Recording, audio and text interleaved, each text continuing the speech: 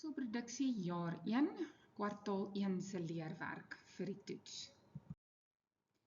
Wat is 'n verbruiker?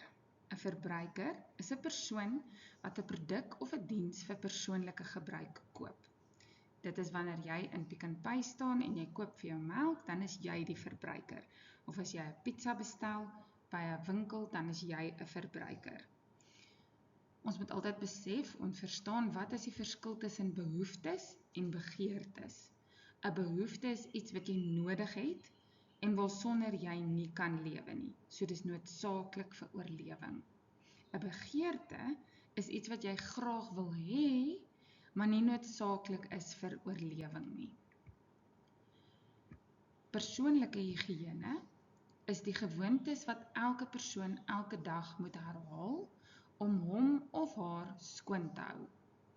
Dit is om te bad, om hare te was, hande te was, om tande te borsel, hare te kam ensovoorts. Hoe kan ek 'n gebalanseerde leefstyl volg? Ek kan 'n verskeidenheid voedselsoorte geniet van al die verskillende voedselgroepe waarvan ons geleer het. Ek kan aktief wees. Ek drink baie skoon en veilige water. Eet elke dag baie groente en vrugte vir die vitamines. Beperk voedsel en drankies met suiker en moenie tussen maaltye daarvan gebruik nie. As jy alkohol drink, drink dit oordeelkundig. Ons het baie oor voedselgroepe geleer en ons moet ook mooi onthou wat dit alles behels. Die heel boonste driehoekie is die vette en olies en dit is botter, margarien, olie, sjokolade, lekker goed. Die vette en olie groep gee vir ons energie en dit help om ons liggaam warm te hou.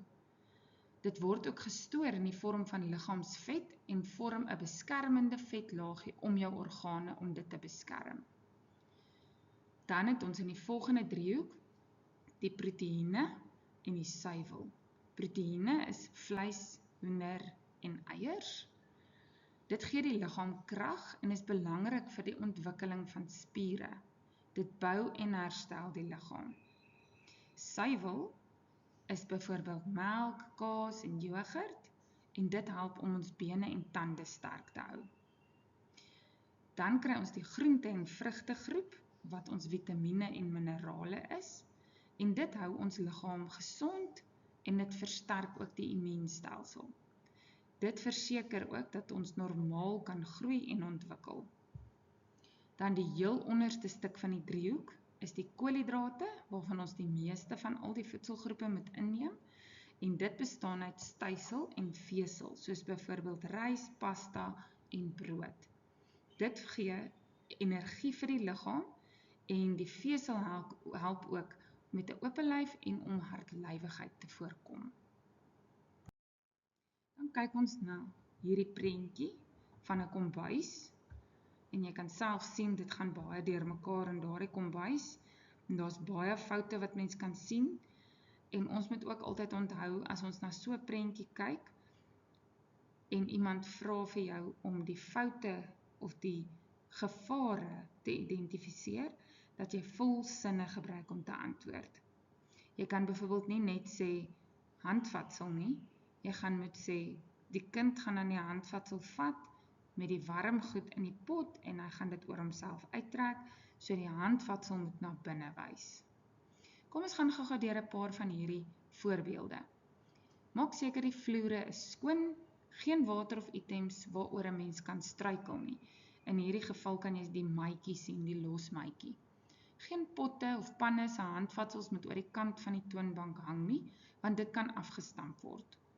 Kombuis skoonmaakmiddels of medisyne moet in toekaste gepak word. Elektriese koorde moet netjies agter die apparaat wees. Niks moet oor die toonbank hang nie.